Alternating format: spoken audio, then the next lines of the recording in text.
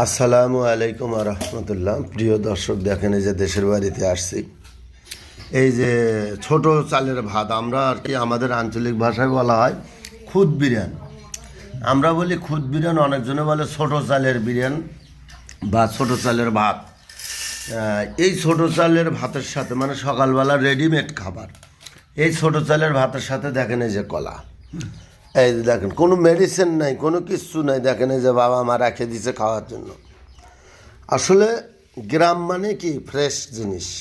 দেখেন তো কত সুন্দর করে পাকছে, এই পুরো একটা কলার একটা সরি কি সুন্দরভাবে পাকছে দেখছেন।